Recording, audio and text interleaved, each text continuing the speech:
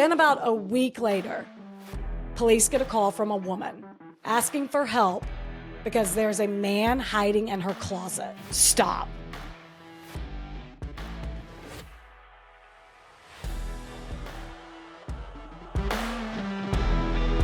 I don't know who needs to hear this, but Hallmark is having a Christmas in July marathon. Yes, they are.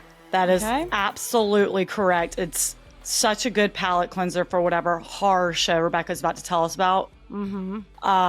Yeah. I got up at 4 a.m. the other day to work on my story, and I texted her, no holds bar. I said, hey, it's Christmas in July. Hallmark movies are on. Sometimes you just need a little wholesome romance during the holiday season. Yeah. Cheesy. While you're writing about these tragic events. So let's go ahead and get started. I just felt the need to tell y'all that in case you needed it. Yeah. Because this one's like a game of Clue. Was it the butler and the ballroom type of investigation? Wow. Today, I'm telling y'all about Anita Knutson. Sources: People.com, Minot Daily News, trial via Court TV. There is a Dateline, which I watch clips of it, but not the whole thing. KFYRTV.com, KX News, Bismarck Daily, which is the capital of North Dakota. That's right. North Dakota. Coming for you, North Dakota. Sharon and Gordon Knutson were living in Orange County, California, so not coming for you yet, North Dakota. But they were living in Orange County, California, when they adopted Anita Knutson, who was about 5 months old at the time. They already had children of their own, but they were grown, and I don't know what made them decide to adopt a baby later in life, but they did. And eventually they adopted two others, Anna and Daniel, who are a few years younger than Anita. And so the three of them grew up very close, particularly Daniel and Anita. After about 14 years in California, their dad, Gordon, sat the family down and told them that they would be moving to Butte, North Dakota, which is a small-ass town, literally 8 streets, 68 people is the current population. Jesus. So 68 people. 68 people. Small town murder should jump on this story if they haven't already. Maybe that's why it sounds familiar to me. Oh, well, maybe they have. They definitely need my help. I don't know. They what? They definitely need my help. They have no idea what they're doing. They have been asking for your suggestions for years now. I know. So there you go. No, this seems like a very close-knit community, though. Gordon was actually the mayor. Obviously they're close-knit. No, 68 of them. Sure. Gordon became was mayor? The mayor? Yes, the dad was the mayor. Aw. Oh, I love that. Sharon owned and operated a local grocery store / restaurant. Why did they move here? Gordon actually grew up there. Their father grew up there. Okay. And then they moved to Orange County for whatever I said, like about 14 years-ish before they moved back. And Gordon would eventually become mayor. Okay. So at first, Anita didn't like this move at all. 14 is a tough age to move. But she had personality on her side, so she quickly made friends. She was very nice to everyone. Literally in almost every article about this case, I've seen 2 things said about her: that she always rooted for the underdog. So like if people were being bullied, she would always stick up for them. She would always step in. Good. And people also said Anita was everyone's best friend, even if you weren't necessarily hers. So like people in her eyes were acquaintances, but in their eyes, they were best friends because that's how inclusive and out of her way nice she was. Yeah. She's also stunning, which is unfortunately at 14 years old helps. But at the same time, she had no problem telling guys who are like flaunting. Is that not? No, fawning. Fawning. That's the right word. All over her that they're coming on too strong. Like, chill. She would be, hey, back off a little bit and we're cool. So. Okay. What year is it? Sorry. This is, the events of this story happened in 2007. Okay. She's our age. She graduated high school in 2006. Okay. So in high school, she joined Future Business Leaders Club, participated in Relay for Life. She even published a book in 8th grade, which I, for some reason, cannot find. I don't even know the name of it, but definitely worth mentioning because it's so cool. Yeah. That's dope. She played the violin, she played piano, she was on the soccer team, all the things. And when she graduated Velva High School in 2006, she went to Minot State University, which is about an hour away in Minot, North Dakota, the big city. The city. No, it is actually like 50,000. What was her high school name? Velva, not Vulva. Okay, not Vulva. It's like, back it up. We can't just sidestep that. No, okay. Velva. Minot is about 50,000 people. So actually, I've heard a big of Minot. City compared to Butte, that's for sure. One of her best friends, Nicole Thomas, was also going there. So they roomed together. And another guy she went to high school with named Tyler Schmaltz also went there. So pretty much majority of her graduating class. I mean, for real. I'm sure. She had a good head on her shoulders too. So she worked like 2 jobs to help pay her way in college. One was at the Fairfield Inn and one was at a boutique at the mall. And she knew from day one she wanted to be a kindergarten teacher. So she majored in elementary education. And after a semester in the dorms, she and Nicole wanted their own space. So they decided to move to an off-campus apartment. Okay. This is so familiar. Well, but yeah. Keep it moving. Sorry. I'm just really trying to figure it out. Okay. So right after their freshman year, June 1st, 2007, was a Friday, and Anita's family was going to Bismarck to watch her brother Daniel in some game of whatever sport he played. I don't remember. Okay.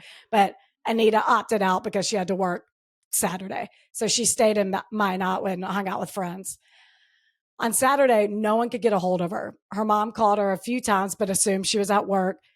So she didn't really think much of it. But Sunday, same thing. No one was answering. And her roommate, Nicole, was visiting her parents back in Velva, North Dakota. So she couldn't confirm if she was there or not.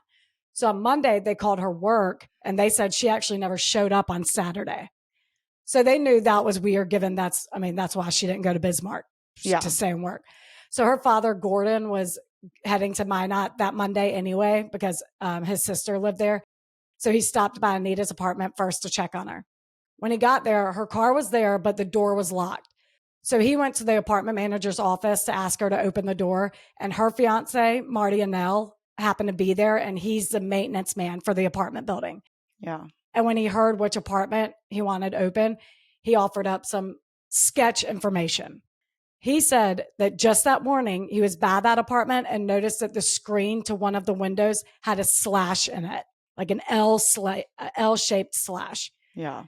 And a few sources say different things. It said either the window was still in, like the screen was still in the window slashed, or it had been pushed out and it was on the ground.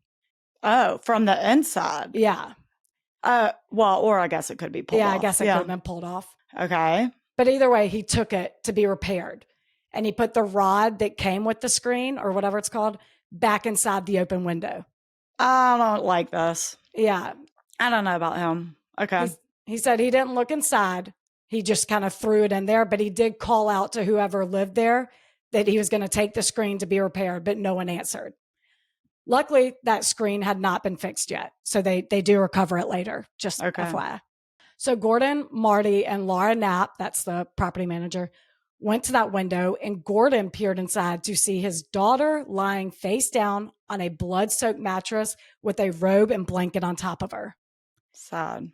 The property manager rushed to the front door to use her key, and Gordon ran into Anita's room, touched her leg, and yelled, "Oh my God, she's cold." Oh. And Laura and Marty called 911. Sad. Poor Gordon. It's what no father wants to see. No. So let's chat this crime scene. So there were no signs of a struggle in the common area of the apartment. The attack very clearly took place in her bedroom. Anita was, again, lying face down. So they rolled her over, and she had been stabbed twice in the chest, once in the sternum and once right in the heart. Oh, no. Ow. There was nothing indicating a sexual assault. And right next to the bed was a bloody knife with a tribal crest on it, on the side of it.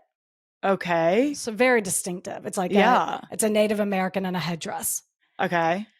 So obviously they collect that. Blood's all over it. Sure. They have the murder weapon. That's great. Mm-hmm. They also noticed that Anita had superficial cuts on her neck. So police concluded that whoever killed her was in her face, like threatening her first. holding the knife to her neck, which really creeps me out. I don't like it. I mean, the whole thing's creepy, but to know little tidbits of their last moments, I'm like, oh God, I hate that. She's probably so terrified. Scared. Yeah. Her roommate's home, like back home. Yeah. Out of town. Yeah. Yeah. Her parents' farm. Yeah. Which is something they take into account because whoever killed her probably knew that. Yeah. Probably knew she was alone. Yeah. So they consider it a burglary gone wrong. But when Nicole did a walkthrough with detectives, obviously after removing Anita's body and all that, she didn't note anything that was anything valuable that was missing or anything. Yeah. So now they're really thinking it's someone she knew. They also determined she died in the early morning hours of Sunday, which confuses her family a little because they couldn't get a hold of her Saturday night. And she did, in fact, skip work Saturday. Yeah. Which is weird. So they have no idea why she did that. But there are texts confirming she was alive well into Saturday night, early Sunday. So maybe she was, I don't know, maybe she had a good night Friday. I don't know. Maybe she had a little hungover. Maybe she just didn't feel well. Yeah. Skipped out on work. Skipped out. So needless to say, the news traveled fast and it gave the same vibes as Idaho around campus. Yeah. A fun, cute college student murdered in her own bed after a night out. No one knows why, who did it or why. Everyone was petrified and no one was going out alone at night after this. It was all anyone could talk about. Yeah. So shortly after the murder, Nicole ended up moving to New Mexico to be near her boyfriend. She also had family there, but as expected, couldn't really stand the attention and the speculation that comes from something so huge happening in a small town. Yeah. Again, really gives Idaho vibes, and the absurd rumors that Dylan and Bethany were somehow helped Brian Koberger or whatever that bullshit was or still God. is. Is it still? No, no one thinks that. People are the worst. So I know. Hell knows. I'm sure there are people out there that still think that. Right. And never once did I think that. Hell no. Come on. And even though Nicole wasn't there, she was kind of catching the same shit, you know. Yeah. And apparently there was even a small confrontation at Anita's funeral between her mom, Anita's mom, and Nicole's mom. Oh. Nicole's mom decided to confront Sharon at her own daughter's funeral to address that she didn't like police constantly questioning Nicole as if they were like interrogating her. First of all, I hate that. Yeah. That I do have to address. I'm like, oh yeah, that sucks as a roommate. Like again, catching the Dylan and Bethany vibes. But I'm like, that is the most inappropriate timing. Oh my God. And it's a murder investigation. Right. And your daughter lived with the victim. Yeah, she's going to get questioned. She's probably going to get questioned 100 times, unfortunately. Unfortunately, yeah. She's going to be the one who knew if Anita was hooking up with someone or had a crush on someone or who was creeping her out. Yeah. Sorry. She's going to know better than anyone. So yikes. I hope Anita's mom punched her in the throat. I would. If I'm in that situation, I would too. I would rage on someone. Are you sure you want to confront? My emotions are running very high. They're up here. Yeah. So say one more word to me. Right. Do it. But overall, the town of Butte was very supportive, as you can imagine. Yeah. Anita's California friends came in town for the funeral and said you couldn't swing a dick without seeing a pink ribbon. I hope they really said, I hope that was a direct quote. No, I wrote that at 4 a.m. trying to organize my notes and I couldn't think of another way to say it. There's no other way. I know. It just came so naturally and I was like, no, that sounds right. I'm keeping it. Surely one of them said that. One of them had to have. There's no other way. Right. But no, they said the town was covered in pink ribbons, signs all over the storefronts on Main Street saying, we will miss you, Anita. Her friends made bracelets for everyone in town. It's very reminiscent of when Natalie went missing and the Justice for Natalie bracelets worn on every wrist and ribbons everywhere, you know. I mean, and on top of it being a small town, it's the mayor's child. Like people know her. Right. Yeah. Gosh. So they even had to put a TV in the high school gym so people could stream the funeral from there because the church couldn't fit everyone. Yeah. Tyler Schmaltz, remember, that's their other high school friend who went to Minot State. put together a slideshow for her parents, which was played at the funeral. Then he arranged for everyone to release pink balloons afterwards. And there's a video, and they practically cover the sky. Yeah. So there are so many. So it's so nice. Meanwhile, the physical evidence at the crime scene was not looking good. Minimal DNA was picked up from the window screen. 12 picograms. Is that how I say that? Picograms? No, I don't know that unit of measurement. Was detected. It's very small. Oh, you do? I would imagine. Very small. At that level, are they on the first floor, I guess? Yeah. Okay. So it looks like, I Google Maps it. It looks like it's about several buildings, all one level. There's like 6 of them, and each one has about 6 apartments, it looks like. Oh, okay. Yeah.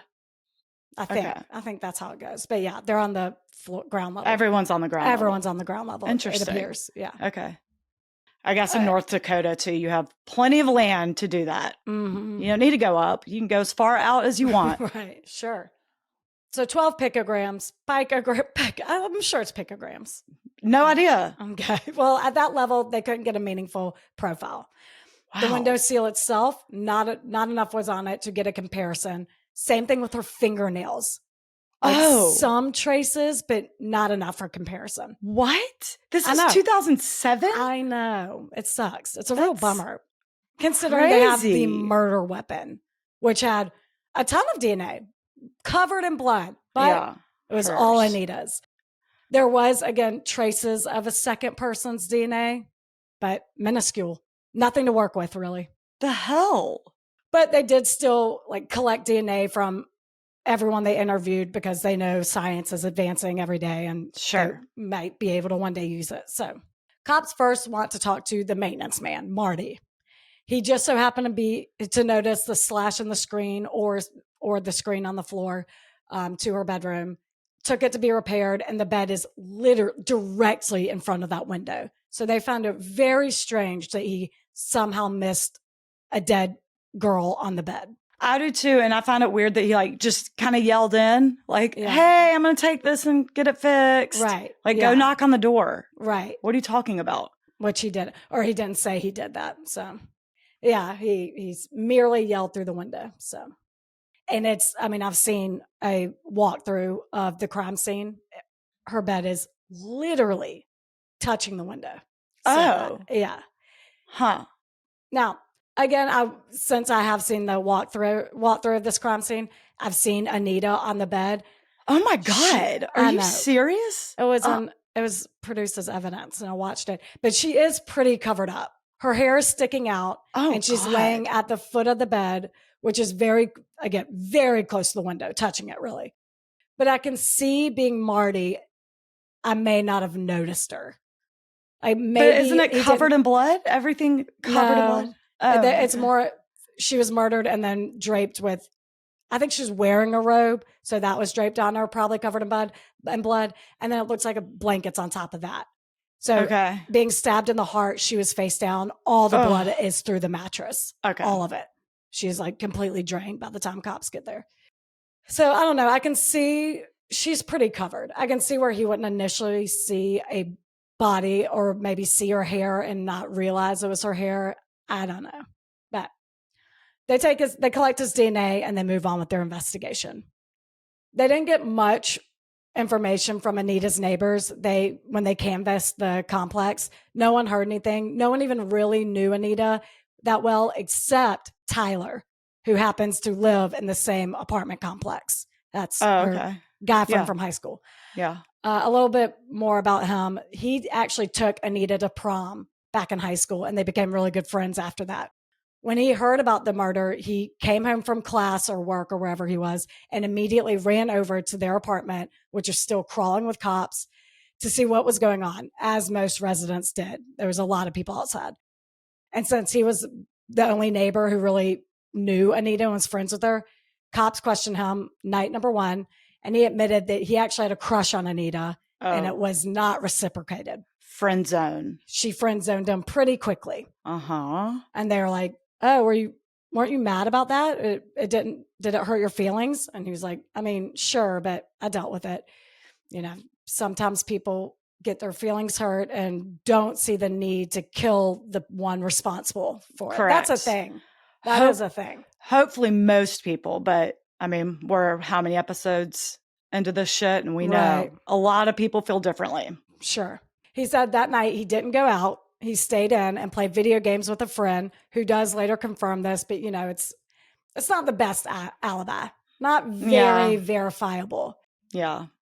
So they asked when he last spoke to Anita, and he, without so much as pulling out his phone, says Thursday at 11 p.m. Something like very specific. And they're like, oh, wow, okay. So they collect his DNA. They let him go. They recover Anita's cell phone and see that her last text was from a guy named Michael Van. They were texting in the early morning hours of Sunday, June 3rd, from like 3 a.m. until 5 a.m. When he sent her one last text. His last text, I believe, was at 4:52 a.m. and it was never read, which is why she was determined to be dead, or to have died, like either right around then, I guess. Yeah. Why did she not go to work on Saturday? Do we ever know that? She does indicate to Michael that she wasn't feeling well. So I think what I said previously, maybe she was either legit sick or maybe had too much fun on Friday. Who knows? Okay. But yeah, no, it's never really determined. So Michael Van is a 24-year-old local man who met Anita at a bar in downtown Minot. Based on text messages, he's appeared to have been engaged twice before. I'm not really sure why those didn't work out. He told police texting Anita that late wasn't unusual. He worked at a local Wendy's and during the day, and she worked at night. So they would usually only get to text late at night. And his intention was to ask her out, but again, because of schedule conflicts, he never got to. In fact, he said that while they texted all the time, he actually hasn't seen her in about 3 weeks. He told police he was out that night with friends and was texting her from a friend's house where he stayed all night. So they collect his DNA and they let him go. They'll confirm his alibi and keep him on the list, but let him go. Yeah. While they're looking into his alibi, a witness came forward and said that she saw a man running near but away from Anita's apartment that morning, like sprinting. Oh, hi. Hi. She said he had dark hair. He was about 200 pounds. And this tipster got so close to him that she could even see he was wearing a white shirt with stains on it. Oh, shit. So she went down to the police station. They did a sketch of him and they blasted it all over the news. And several tips came in, but nothing really came from it at first. I mean, yeah. So cops start retracing their steps, reinvestigating everyone. And someone who really sticks out in their mind is a guy who keeps calling, looking for updates. Oh, God. He's very involved and always makes the cops a little sus. Yeah. Duh. Mm-hmm. And that person is Tyler Schmaltz. Yeah. You know that? Mm-hmm. Yeah, I think so. From the jump, he was a person of interest. He admittedly had a crush on her. He was living in the building. Living in the friend zone. Pissed about it.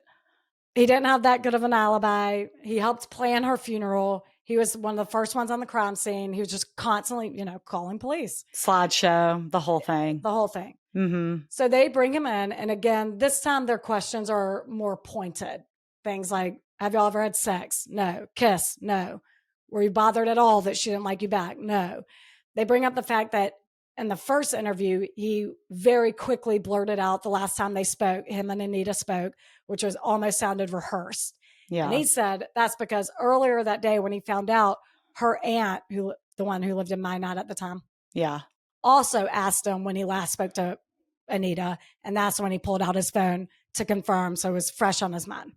As the story goes, without evidence, they let him go. Right. Does he have dark hair? Yes. Okay. And they're by no means honing in on just one person. They leave no stone unturned. Oh, good. Her friend Robin told police that about a week before the murder, they were at a club downtown and a guy grabbed Anita and wouldn't let her go. Like they had to go get the bouncer to get him away from her and kick him out. The fuck? Yeah. So they're looking for this guy now too. And the weeks leading up to the murder, construction workers were working outside of her apartment, up to about 40 workers in the area on the date of her murder. So police reached out to the company they worked for and got almost all, if not all, of them to submit DNA. Everyone's a suspect. Yeah. Then about a week later, police get a call from a woman asking for help because there's a man hiding in her closet. Stop. Police get there and order him out, and at first he refuses. Oh, wait. So she's on the phone with 911. It's like, and he's still just chilling in there? Yep. And and they get there and he refuses to come out, which is always a weird route to go. You can't live there forever. We're gonna come get you out. We'll come in and grab you by the hair, no problem. Like, what are you doing? What are you doing? This is not a standoff you're winning. No. I mean, you're in a closet. No. So he comes out, and this guy appears to be pretty dazed, like he's on something. Mm-hmm. And they search him, and they find a steak knife in his back pocket. And they're like, okay, let's go. And he's taken into custody. Mm-hmm. This is 17-year-old Devin Hall. Devin is a delinquent, kind of a delinquent. He's been involved in several break-ins where he typically goes through the window, which raises a brow for detectives. Sure. So on this particular night, he broke into an apartment and attempted to sexually assault a girl inside, not realizing her boyfriend was actually in the next room. Oh, shit. So when she screamed for help, the boyfriend came running into the room. Devin fled through the same window. The boyfriend chased him, started beating his ass, but somehow Devin got free and ran into another apartment and hid in the closet. Wow. This is the woman who called 911. Whoa. Okay. So cops get there. They see that he's about 200 pounds, dark hair, thinking this could be the running man the tipster saw. Yeah. So they look into him, and he's actually from Montana, and someone who worked with Devin, like a social worker or something, they got in contact with, said something to the effect of, I hope he's not involved in that murder, which as someone who knows him personally, insinuates that he might be. Yeah. Otherwise, she'd be like, there's no way he's involved. Sure. So cops get an address to one of his family members, and Sergeant Goodman and an FBI agent head to Montana. They showed this unidentified woman a picture of the knife, because remember, it has that tribal crest on it. Yeah. It's very distinctive. And lo and behold, this family member recognized it. She said it belonged to her mother. So it was like in the family. So his mom did this? I'm just kidding. I'm kidding. That was an old lady. Yeah. Well, actually, he's 17, so she could be fucking 40. Who knows? Yeah. But no, she didn't do it. I'm kidding. Obviously. I know that. Good Lord. I know. So they mosey on down to juvie, where Devin's being held for the sexual assault and closet incident, and they question him immediately. They just ask him a few questions, not telling him what they're in reference to. They asked when he got to Minot, and he said Sunday, June 3rd, which is the day Anita was killed. Yeah. He said he smoked weed with a friend, whatever, did a bunch of stuff, hung out with friends mostly. Then they point blank ask about the murder, and he's like, what's that now? Murder? Absolutely not. I only rob and sexually assault people. I don't murder. And investigators push harder and say more or less like, yeah, but sometimes shit happens, insinuating, burglary gone wrong. Yeah. But he denies it. Then they pull out a picture of the knife, and he almost immediately says something like, oh, I have that knife. Okay. And they're like, is we that know right? that. Yeah. Did you happen to have it on June 3rd? But he says no. And so they leave, but they're certainly not done with them. They're building their case. Mm-hmm. While digging into Devin's past, they get a call from another man who says he saw the composite sketch being blasted around about the guy running away from the crime scene that looks a lot like him. And cops say, get on down here, trot, trot. Trot, trot. This poor bastard's like, please go ahead and rule me out. Yes. Otherwise my coworker is going to call and say it's me, and it's not. Right. That's exactly what he says. He says he was merely exercising, which it really was the running man. Yes. Who says, okay, I sure was running. I do that in the morning, but it was like I was exercising, which immediately made me remember that video during COVID when the woman is at her front door. Are you okay? Is someone chasing you? Do you need me to call someone? Why are you running on purpose? Yeah. That was good. That was a good one. It was a good one. I got to find that video now. So Running Man gave his DNA and was willing to take a polygraph, which he passed. So he's ruled out. But that's okay because they really have this feeling about Devin anyway. So they start reaching out to the friends that he said he was with.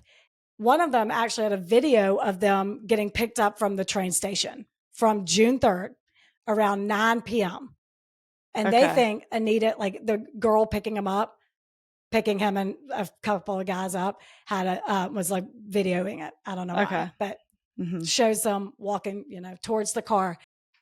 On June 3rd around 9 p.m. And they think Anita died in the early morning hours of June 3rd. Yeah. After she sent that text around 5 a.m. So he got in town hours after the murder. Yeah. On top of that, the family member who confirmed the knife called detectives back and said she was actually mistaken. It's a wolf medallion on the knife she was talking about, not tribal. Okay. So they really have no choice but to kind of rule him out. Yeah. And this is when the case kind of starts losing steam. There was one source that said, looking more into Michael Van, the last guy Anita spoke with, whose friends did confirm that he was at their place all night. But one source said that those friends left around 4 a.m. or around 4 to 4:30 a.m. to go get food late night, like at a McDonald's or something. And Michael stayed. So there was around 30 minutes where he was alone.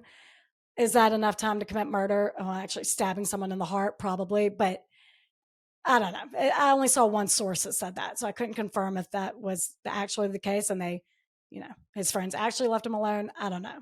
Yeah. But the case starts losing steam. No more leads are coming in. They couldn't make a forensic profile on the DNA they did have. So the case eventually goes cold. Years went by with nothing. This is ridiculous. I know. DNA, and you have the murder weapon. This is crazy. Until about 2009, they hear crickets. Until about 2009, 2 years after the murder, when it was reported that Marty, the maintenance man, committed suicide. So the fact that Marty was now dead, it kind of restarted the conversation as to whether he was involved or not. And actually, one of his friends said that he had a hunch Marty did it. No idea why he thinks this or who the friend even was. The friend was like, he yelled through the window. Yeah, he was like, that's about ridiculous. The screen? That seems weird. That seems weird. But Marty's sister and Laura Knapp, his fiance, and who had been with them for like 10 years, adamantly denied this. His sister said their family had a history of alcoholism and suicide. And she said that he was losing at the time of his death, he was losing his job, his home, and his fiance, because apparently Laura had broken up with him shortly before this. Oh, that's sad. Yeah. Unless he's involved. Right. Sure. But that if he's not, I do feel that's sad. Yeah. Their other sibling, actually, Marty's other sister, actually committed suicide as well. So it really Oh my God. Yeah. That's awful. Yeah. That same year, in 2009, Michael Van, again, the last person to speak to Anita, also died. What? Asthma attack. What? Isn't that crazy? Oh, I hate that. They did already have his DNA, but really detectives didn't think he was involved. No criminal history. He and Anita really only saw each other like at a club downtown. So it'd be a very strange turn of events to commit your first murder off of an acquaintance you kind of wanted to date. Just didn't really add up. Oh, dying from an asthma attack, really. Oh, sounds suffocating. It's awful. That oh gosh. But they kind of had this feeling on all the suspects, even Tyler too. They initially thought he was a big walking red flag, but he was so cooperative, and for as often as he contacted police, they kind of got to know him, and he seemed genuine. Okay. His friends still maintain that even years later, that Tyler was with them playing video games that night, so they kind of rule him out too. A few more years go by without anything, and detectives on the case start either retiring or move off the case. And Anita's friends and family and the community are devastated and shocked that this might forever be a cold case. I mean, it's crazy. Imagine if Idaho was still unsolved. It's I mean, a little different because it's 4 versus 1 victim, but circumstances are all the same. She's up at 4 a.m. in her apartment when a guy comes in, stabs her and leaves. No sexual assault, no fingerprints. Yeah. Baffling. They don't have the murder weapon for Idaho. And they have it here. Exactly. But they also... the murder weapon. Have they... This is, again, 2007. There's cell phone data. Yeah. Anyone pinging off the tower near? All right. Nope. Okay. So, and the FBI's involved too. No, FBI's involved. Yeah. Okay. So the whispers started up again.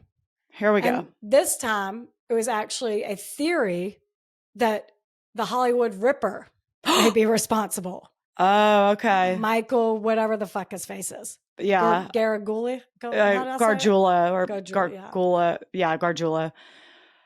I covered that one. And do you have the episode?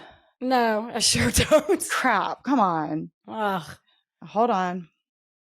If you're new here or you're working backwards, whatever, I covered that one in episode 126. There you go. So refer back. Why?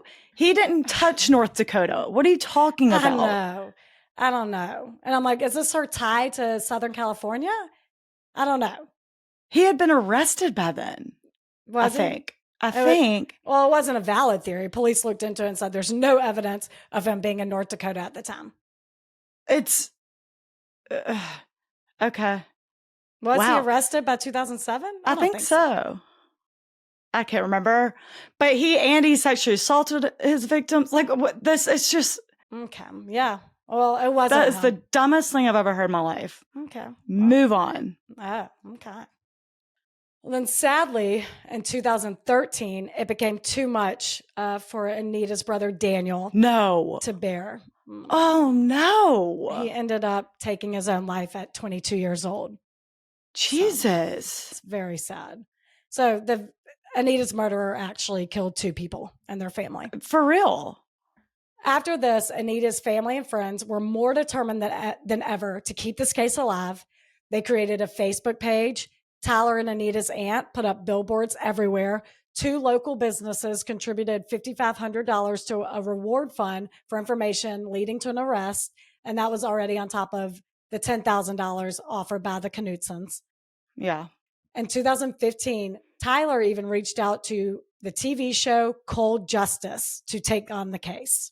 Mm-hmm. Cold Justice is a show on Oxygen where prosecutor Kelly Siegler and her team travel to small towns and they solve cold cases. Anita's friends got thousands of signatures and submitted it to the police department to apply for it. I guess the vetting process is that Cold Justice needs to know the police department is on board or something. Yeah. They need their approval. So they got 1,000 signatures and submitted it to the chief of police. And they actually got to apply, but it was crickets. No response from Oxygen or Cold Justice team. Mm-hmm. And eventually people started to move on. They had to. Even Anita's little sister, who was 15 at the time of her murder, she got married. Wow. Yeah, years are going by. Then 2020, John Klug, I don't know. I think, is now the chief of police, and he wants to look in the case again.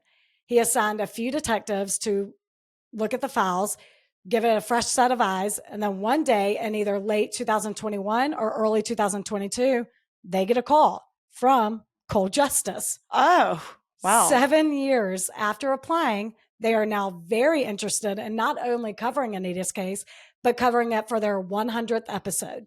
Oh, wow. And the police department says, sure, come here. Mm-hmm. I imagine a lot of police departments wouldn't love it. Probably would tell them to buzz off, but Cold Justice does. They have a world-renowned DNA analyst, seasoned crime scene investigators, people who have been working on homicide cases for decades. Yeah. Plus, what? They need the help. Obviously. They couldn't solve it when evidence and memories were fresh. And now we're 15 years past that. Yeah. I mean, it's going to two make of the original suspects are dead. So like, right. So the get chief them in welcomes. Here. Yeah. They welcome their help and their resources.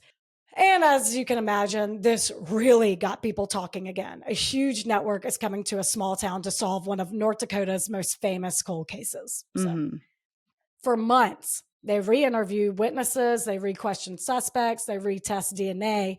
In March 2022, again, 15 years after Anita's murder, Chief of Police held a press conference. Would you like to take a guess? What?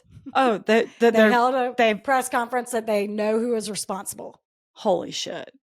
You don't have to. I gotta be honest. I think it's her roommate. They announce that they've arrested 34-year-old Nicole Thomas. Shut up. I knew Anita's roommate. What the fuck? What's her problem? Now Nicole Rice, because she is married with 2 kids. She's married with 2 kids. Yeah. Wow. What's her problem? How did you know it? I had to have added this, but why didn't I call dibs on it? I don't know. It's a real whodunit. Familiar. But it's not But over. I did kind of think it was Tyler. Are they in cahoots? I can't remember. Okay. Yeah, what's it's not her over. problem? Well, let me just say, this chick wrote on Anita's Facebook page, like, happy heavenly birthday. It's eerie. Okay. So let's go back to the crime scene, shall we? Once they retrieved the screen from the repair shop, they saw Anita's blood along the slash, meaning it was cut after the murder. If you didn't enter through the window, you ain't leaving through the window. Yeah. So that's clearly staged. And on top of that, the slash was undisturbed. So like if you cut a screen and crawled through it, it would rip more. Yeah. Yeah. There are no rips, just a clean slash. Mm-hmm. So without a doubt, the murderer came in through the front door, which was locked. And it was locked by the deadbolt. So it's not even like the killer could have locked it and then closed the door behind them when leaving. Yeah. A key has to lock the deadbolt. And the property manager testified this. It's not one of those you shut and it locks automatically. And the 4 people who had keys were Anita, Nicole, the property manager, Laura, and the maintenance man, Marty. Unless Anita or Nicole gave a copy of their keys to someone else, but that doesn't appear to be the case in my research. Yeah. So after figuring this out, they hadn't ruled out Marty, the maintenance man, yet. So he's still in the mix, but they also started considering Nicole too. Hey, Nicole's mom. What do you have to say now? I don't think people are too fond of Nicole's mom. Obviously. But who goes up to someone at their child's funeral confront them on this? And by the way, she did it. It ain't looking good. It's not, okay. I hate everyone. But it's not over yet. So. Okay. Sorry. Keep going. Then after Cold Justice comes in town, a guy named William May comes forward. He used to date Nicole. And he said when Nicole was drunk one night in 2008, she confessed to killing Anita. He said they were at a party, sitting on the couch, and heard people in the kitchen talking about Anita's case. And that's when Nicole confessed that she did it. He tried to get her to say it sober, but she just got really pissed off and stormed out of the room and caused a whole big fight. But several other people at this party heard this confession too. And he actually said that he told cops back in 2008, but the new detectives on the case couldn't find any record of that. It's weird. Another friend, that's weird. Okay. Another friend also said that she confessed to her, and we'll get more into that in a little bit. So investigators look more into Anita and Nicole's relationship as roommates, and it turns out they did not get along. But it was all petty roommate shit that you wouldn't think led to murder. No. Like, Nicole would get pissed off about Anita's alarm clock. Anita would get pissed off at Nicole's fish tank because it was apparently very loud. Okay. Their mutual friend, Amber, heard all about that from Anita. She said that Anita told her she was scared of Nicole, and that she even had her dad put a lock on her bedroom door. Wow. And that was kind of part of the bickering between the two. This is because Anita would lock her door and go to class, and then her alarm would go off, and Nicole couldn't get in there to turn it off. So she always got pissed. Oh, man. Now, the same friend was with Nicole when detectives called her and asked if she would be willing to do a walkthrough of the apartment to see if anything was out of order, which in a normal situation, anyone asked to do that would probably be like, holy shit, I'm scared. I don't want to do that. Probably sobbing at the idea of it. I know I would be. But Nicole said something like, my iPod better be in there. Just a very strange thing to focus on when you're being asked to re-enter a crime scene, or the scene of the crime where your roommate was murdered. Right. And to echo this, police also found her behavior during that walkthrough pretty weird because she did, in fact, hone in on the fact that her pink iPod was no longer on the table that she usually left it on or whatever. They said she was very monotone, no emotion, almost seemed bored until she noticed that her iPod was missing. Then she was emoted. Okay. And she said something like, oh my God, they took my iPod, like leaning into the fact that it was a burglary gone wrong or something. Yeah. And they're like, that is very strange. Right. But, okay. And your fish are loud. So. And it is annoying. I know I'm annoyed. Sure. So they look through the phones and there are some hostile texts between Anita and Nicole. One says they show them, I screenshot a couple of them, but a lot of it's like, I can't get into your fucking room to turn off your fucking alarm clock. Shit like that. Yeah. One of them says, one way or another, I'm going to get you out of this house. I'm not waiting for December to get you out. Shit like that. Yeah. Which is when their lease was up, which reminds me, oh my God, your lease will be up. Yeah. Calm down. Sooner break the contract. Let's not resort to violence. My God. Resort to violence. They saw these texts back in 2007? Yeah. Okay. And they saw it as a little bad blood, but again, roommate shit. I know. I'm not saying, I'm just making sure they at least went through the phone in 2007. Yeah. And they asked Nicole about it. And she was like, she kind of shrugged it off and said, no, we're best friends. It's just typical shit. So Cold Justice and Minot Police Department re-interviewed Nicole and said they heard she admitted to the murder while drunk. She obviously denies this, said that they maybe misheard her, and pretty quickly asked for an attorney. Her alibi. At first, she did say she was at her parents' all weekend in Velva and that she did not leave. But as over time, that changed a little. She said that Saturday, she actually went to a bar with her cousin in Russo, North Dakota, where people did see her, confirmed she was there. And she told someone in casual conversation that she had to go back to her apartment after the bar to Minot to get some clothes. So just kind of differing statements here and there. And that's what led to her arrest. She pleads not guilty. So let's go to trial, which was 3 months ago. What? Yeah. Late March 2025. Wow. That's probably why it sounds so familiar. This just happened. Oh my God. A little over 3 months ago. So to give you some perspective on how long this has been, Anita's mom is now 80 and her father is now 90. Wow. They're still around though. They're still around. They're still around. And her little sister is now 33 years old. Yeah. Wow. So prosecutor Tiffany Sorgan argues everything I just outlined. Nicole's ex, William May, gets on the stand, tells the entire story about how she drunkenly confessed to him at a party. And then the other girl that she confessed to is named Christina. She said she was at another party in 2008, around that same time, and she noticed Nicole was crying at this party. And let me be clear, Nicole and Christina had never met before at this party. Christina noticed Nicole crying. She asked what was wrong, and Nicole said that she was being bullied because it was the first anniversary of Anita's murder, and people were speculating that she did it. Kristen offered to take her home. Christina's like, I just thought it was like a drunken, like a boy ignored you. I didn't know it was this. Right, this deep. Wow. Nice to meet. So nice to meet you though. No, Christina was very sympathetic. She offered to take her home. Nicole took her up on it. And when they got to wherever Nicole was living at the time, apartment or house. They ended up walking inside and talking for hours, where that's when Nicole said she did in fact do it. Told this random stranger.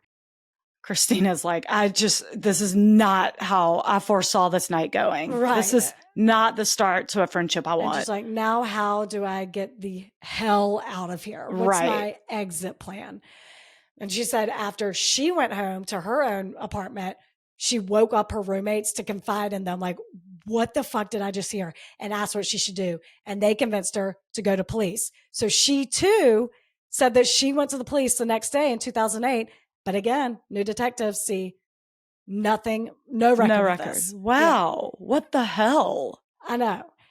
And also a little sketch is that Christina is on the stand testifying to this, but said that she and Nicole remained friends after this, which is a little like, oh, they even discuss. She's probably scared of her. Yeah, she's scared of her, but they even discuss living together as roommates.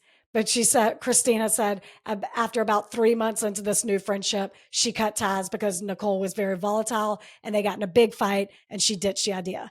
Well, and she's a murderer. Right. I'm like, that is, I mean. Really? Okay. Yeah, it's just interesting. And of course, defense is going to cross-examine and tear annihilate that shit. Her. Yeah. I mean, like, what? You met her that night. You have no you have no history with this woman. She says she murdered a roommate. You maintain a friendship. And even discuss living with her as a new roommate. I bet she says, I was drinking a ton at the time. I was very selfish, which again, they annihilated that too. So you're drinking a lot at the time. Are you sure you didn't misremember it? You know, all that. But she said she was very selfish. She didn't know Anita, so she had no personal connection to it. I don't know. It's just, okay. I'm like, that's. Wow. Yeah. Okay. I have no personal connection to it. I couldn't care less. I didn't even know her. Who cares? She again said she was very selfish at the time. That's fine. Okay. Their mutual friend Robin, so Anita and Nicole's mutual friend Robin, testified that at the funeral, Nicole told her that she heard Michael Van admit to the murder that day. Like, so they were all at the funeral. That Michael Van, that 24-year-old who's now dead of an asthma attack. Yeah. We're all at the funeral, and Nicole heard Michael, or who everyone referred to as Money Mike, I don't know why, heard him talking about how he murdered. However, now that it is 2025, detectives were actually able to retest the DNA on the knife, and it was sufficient enough for a DNA comparison, and it actually ruled out Money Mike. No. Sorry, Sounds Money. like you're pointing fingers in the wrong direction. Right. Oh, and he had a tragic end. I just can't get over it. I know. I mean, but, so did Nicole. So did Anita. I'm sorry. But Robin's saying back then, like the day of the funeral, Nicole pulled her aside and said, I think Michael did it. You know? I know, but that's why I'm like rolling my eyes. I'm like, it means nothing to me. Likely story. Okay. Obviously, right. She told you that's the account from the person on trial for murder. So, exactly. So I'm like, okay. Yeah, if she did it, she would say that. Why not? In fact, it's not. That's why it means nothing to me. Scowling. Yeah. According to prosecutors, retesting that DNA actually excluded all the men suspects. We go. Tyler, Michael, Running Man, etc., but could not exclude Nicole. The defense obviously will argue the accuracy, given it is trace evidence. It's nothing. That's how. I don't know. I don't get it. And it's easy. She lived there. Of course her DNA is there. But I guess if it's not on the knife, it shouldn't be on the knife. Right. But it's trace. That's crazy. The knife was at one point tried to, like, it was rinsed off with water a little bit. So it just kind of got contaminated back then. But how it ended up back in the room, I don't know. Whatever. And that is one thing the state doesn't do well. They never, from what I can see, they never got to tie the knife to Nicole. Did she purchase I was going to ask that. Was it her knife? Was she known to have a knife like that? It's never mentioned. Really? Yeah. So most damning of the state's witnesses was Nicole's aunt, Brenda. Oh. Who gets on the stand to testify, but admits she does not want to be there. She was subpoenaed. She said her and Nicole are very close, and her testifying has completely torn their family apart. But here she is. Okay. Under oath. As I mentioned, Nicole moved to New Mexico shortly after the murder, as in like July 2007. So literally a month after the murder. She had a boyfriend down there. She had some family down there. So Nicole's Aunt Brenda went down there to visit her son, Nicole's cousin, who was living there at the time. Mm-hmm. And Nicole had gotten in a big fight with her boyfriend or something. And so she asked Brenda if she could ride back with her to North Dakota, which is a 2-day trip. So it leaves a lot of time for chatting. And this aunt is like a second mom to Nicole. Yeah. And it's a month after the murder. So you can guess what took up majority of the conversation. Sure. According to this testimony, she told Brenda that whoever did this cut the screen to Anita's bedroom window and then hid in the bedroom and waited to attack her after she came out of the shower. And she also said that during the walkthrough, it was horrible to see Anita like that on the bed, but she looked peaceful, covered up. Again, she did not do the walkthrough with Anita's body still there. I was going to ask that. I was like, whoa, they made her do it like right then, didn't they? And maybe if I forgot to mention that earlier, sorry. No, they would never ask an 18-year-old girl whose roommate and friend was just murdered to do a walkthrough of an active crime scene to make sure if anything was taken. Yeah. That's not a thing. Shit like that can wait until after the scene's process. Right. No, they moved Anita's body, bedding. The bed may have been gone. Like they moved everything. They weren't letting her see anything. So that was That's weird.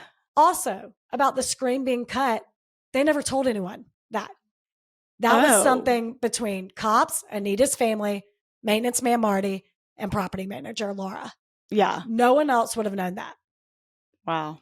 As for waiting for her to get out of the shower, there's nothing indicating that she actually had gotten in the shower, like her hair wasn't wet. But her last text messages to Michael Vann did say that she would want to take a shower or a bath because she didn't feel well. Okay. So, not sure how she would know that. She did text that. So I'm not sure how Nicole would know that unless she was hiding in her room. Yeah. Was there a bath drawn or shower on or anything? No. Anita was How would she in know a robe. Oh, I guess if she read her text after. Or like she was in a robe. Undressed. Oh, she was in a robe. Saw her right. get undressed and put on a robe as if she was about to. Yeah. I don't know. So that's also weird. And remember I told you that Nicole told someone at the bar Saturday night that she had to drive back to her apartment to get clothes after the bar or whatever. Yeah. Well, that was Brenda, who actually owned the bar that Nicole went to. So like 100% confirmed she was there Saturday night. But if she actually made the drive back to her apartment, if she did, that's pretty damning. Yeah. But who knows if she actually did. I don't know. In fact, she said that she didn't. She stayed at her parents, and Nicole said she stayed at her parents in Velva until Monday morning and drove straight into work without stopping at her apartment even then. Did her parents confirm that she was in Velva? Velva. I'm just going to keep going with it. Yeah, she did. But well, I don't know if I trust the mother. Exactly. They also confront a mourning mother's, at her own child's funeral. So, okay. And even Nicole's uncle testified that he saw Nicole and her mother driving what appeared to be into Minot early Monday morning, and then saw them at a gas station leaving Minot. Something that it was a little sketchy. And even like the comments under this testimony was like, I'm confused about what he's trying to say. It kind of seems like he's insinuating that the mom helped kind of cover something up. They were seen very early hours on Monday morning driving towards Minot. Yeah. But she had maintained that she didn't wake up, like Nicole maintained that she didn't wake up in Velva until 11 a.m. Monday, and that's why she drove straight into work. So like, what was she doing before that? What was her mother doing before that? It seems a little sketchy. Yeah. And they posted bail in cash, $250K immediately. Really? To post bail for Nicole's release while she awaited trial. They seem to be ride or die with Nicole. They would, even if they knew she did it, they're not saying a word. So, you know, a little sketchy. Sketch. So, Brenda also testified, that's her aunt. Yeah. That Nicole called Anita a bitch on that drive back from New Mexico to North Dakota. And even, this is hard for me to say, it's cringe, called her a fucking cunt who deserved to die. Wow. That feels uncomfortable for me to say as a third party who's never met Anita. And here is one of your best high school friends talking about you like that after a month later. That is God, poor Aunt B is like, this is too much. Yeah, you're putting me in a very tough situation. What a twat. The hatred for Anita continued well after her death. Yeah. Calm down. Even at her grandfather's birthday, which was, again, the summer of 2007, Nicole's uncle, this is Brenda's husband, who said that she saw, you know, Nicole and her mom. Yeah. He said that he saw Nicole, gave condolences, like, sorry you're going through this, because this was all over the news at this point. And she said, it's okay, I hated her anyway. Wow. Which I'm like, okay, maybe speaking ill of the dead is your defense mechanism. I've never heard it seems I've never heard of that. Weird Jokes to me. But sure. Right. Speaking like that of someone you supposedly did not murder. Yeah. It's weird. It's not cute. So no, it's not. So Nicole's former coworkers testified that Nicole came into work daily, just bitching about how much she hated Anita. Oh my God. They're like, we are so sick about hearing about the goddamn alarm. We don't care. Literally. No one cares. One coworker, Donna, said it was the day she met Nicole. Hi, I'm Nicole. Hi, I'm Donna. And Nicole said, how would you feel about a roommate who sets her alarm, then locks her bedroom door so I can't get in to turn it off? Donna's like, wow. Oh, are you going to be one of these coworkers constantly bringing your problems into work? I don't care. I mean, during an introduction with someone, you can't help but to bring it up. Seems very much like you're stewing on something. And let me be clear, this coworker is not a fellow college student who Nicole maybe thought she could confide in. This woman is 78 years old. Alarm clocks weren't even invented when she was in college. She has nothing to work with. She's like, wait until you have real problems. Like, this is nothing. Get over it. So this coworker also testified, Donna, that a week before the murder, Nicole came in stewing more than she ever had before. And when asked what was wrong, she said that Anita unplugged her fish tank, causing some of her fish to die.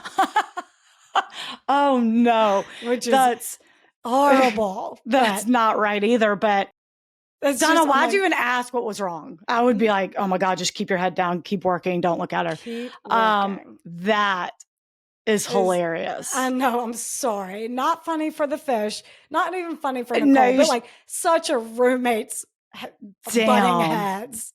Oh my God, right? That really set Nicole off. Set her off. According to Donna, that's when Nicole said something to the effect of, now she's no longer a shitty roommate. She's an evil person and she can't stand it much longer. That is a week before her murder. Oh. So. And I'm sorry, I'm not laughing at the fish. It's horrible, but it's such like a... It's such a... how old are they at that point? 20? 18. A hostile roommate situation. Yeah. She probably really didn't even mean to. She was like, this fucking thing is so loud. I'm unplugging it. Yeah. But wow. Even when they interviewed Nicole and they asked about the fish tank, she's like, I don't remember anything about a fish tank. I remember once we had a party and someone poured beer in it. And I was like, Jesus, these poor fish. This is why college students should have no pet. Yeah. No pet. I don't care. Fish, dog, whatever. No pets. To Anita's point, you shouldn't have fish. No pets. No pets. Someone poured beer in it. And I was like, God bless. You don't remember if she killed your fish. I know. Come on. Okay. Donna remembers. Donna remembers all too well. So now we go to defense. Defense attorney Rick Sand argues that this is all circumstantial and it was pressure from a TV show that led to Nicole's arrest. They said that up until cold justice came into town, detectives were convinced that the killer did enter and exit through the window. There was a curtain rod that fell in Anita's room, And since early in the investigation, detectives were determined it fell as a result of the killer crawling through that window, that now all of a sudden they're saying the rod must have fallen between the struggle between Anita and Nicole. On cross-examination, so that, they're like arguing that cold justice put some pressure on this. Yeah. So, but they still have the broken screen, right? Yeah. Okay. So does it look like someone crawled through it or not? Okay. In fact, cold justice team did they recreated it. Yeah. So yeah. You're really firing on all cylinders today, huh? I really am. They recreated it and they attempted to go through, and it couldn't be done. Sure. On cross-examination, defense attorney asked the aunt about a medical condition she had that causes memory loss, obviously to, discredit what she is saying Nicole told her, 15 years prior, or more than that by this time. Yeah. But I don't know. She seems to be pretty clear on this. Yeah. She also correctly stated that Nicole worked at a store called Vanity at the time. So that part, she nailed that. And I don't know. She seems to not be misremembering this. But a former FBI agent testifies and argues that the inconsistencies in Nicole's whereabouts, which they're claiming that's what led to her arrest. But he's saying the inconsistencies aren't groundbreaking. She said she, didn't leave her parents' house in one version, but in another one, she said, "Oh, I did go to a bar with my cousin one night, but this is not significant to him. It still doesn't put her in Minot on the night of the murder." Obviously, they knocked the legitimacy of the DNA being retested. And their main argument was bringing up an alternative and most likely suspect, Devin Hall, the sexual assaulter hiding in the closet. Didn't they test his DNA? Well, no. Okay. And Cold Justice nor Minot Police Department re-interviewed him when opening the case back up, which defense says was a huge misstep. I agree. They probably should have revisited him. Yeah, but he didn't even get off the train in Minot until hours later, right? Here's the thing. They said, I read the transcript of this FBI agent who reviewed the file, and they said that video captures him at the train station, not necessarily getting off the train. So who's to say? But didn't he have a ticket? You can check. Not under his neck. They tried to look for his ticket. They found the tickets of the people he's with that all appeared to have come in on June 2nd, the night before the murder, or June 3rd. So they couldn't find his exact one, but the buddies he said he was with, they all arrived, I guess, separately, June 2nd, which would put him there the day of the murder, or June 3rd, depending on who he went there with. But they said that video, there's no way to know when that video was actually recorded because the timestamp on it actually said January 1st, 2000. So very clearly, not right nor credible, which is confusing because the detectives said it did prove that he was getting into town on Sunday evening after the murder. But maybe the person who handed the cops the video back in 2007, 2008, only verbally confirmed, I picked them up at 9 p.m. on Sunday and here's a video to prove it. And they just took that as fact. But they were really convinced at the time he did it. So I would think they would have caught that and been like, no, that's not confirmed. Yeah. It's very confusing. And I'm like, and I don't know how a timestamp from a cell phone video would say January 1st. I know. That's what I'm picturing. Are we sure it was cell phone video then? It said cell Maybe phone she video had a camera. I guess it could have been an actual camera. Or I'm wondering if the defense pulled the CCTV from Amtrak and that timestamp was wrong. Yeah. But I read the transcript and it said that video that detectives pulled of, Devin Hall. I don't know. It's very confusing. Okay. So these conflict. Possible misstep back then, but let's DNA test him now. Right. Don't tell me he's dead.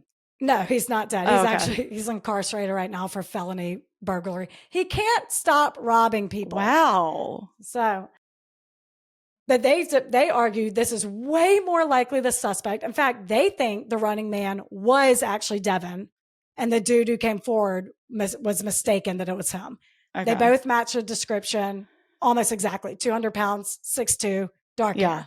So while one guy said he was on the jog, they're saying there's another guy who's actually running away. And that's who the tipster saw. That's who the sketch was of, all the things. Did the tipster see a picture of both of these people? The running man and Devin? Yeah, but probably. I guess, yeah. And was probably like, I mean, it could have been, yeah, sure. Yeah, either one of them work. Okay. Yeah. So the entire trial, so that's their big argument, that it's way more likely Devin. And Devin does actually testify remotely via prison from, sure, because I think he's in another state. He maintains his innocence.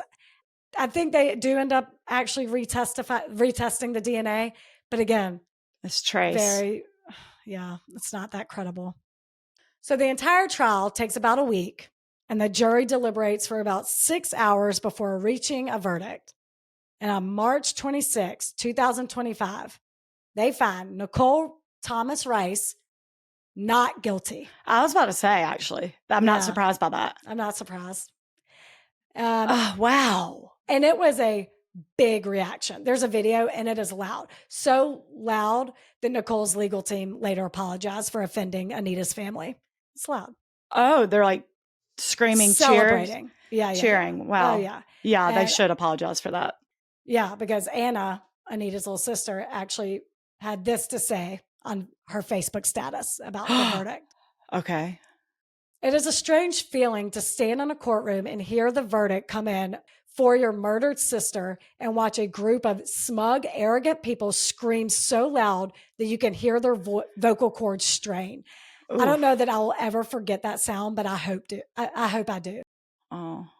I'm not sure why I was surprised by the reaction from a group of people who showed us from the moment they walked into the courtroom that they were fiercely juvenile. There is no decorum from people who will gleefully spit in your face.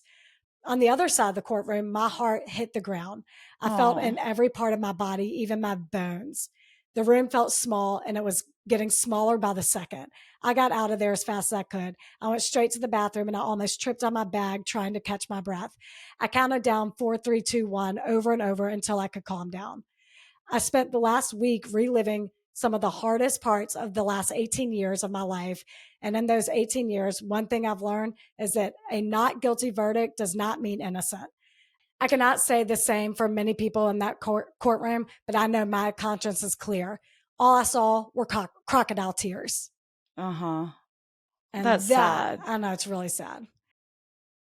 And that's my story of Anita Knutson. Nicole's been living under the radar with her husband and kids who stuck by her the entire trial.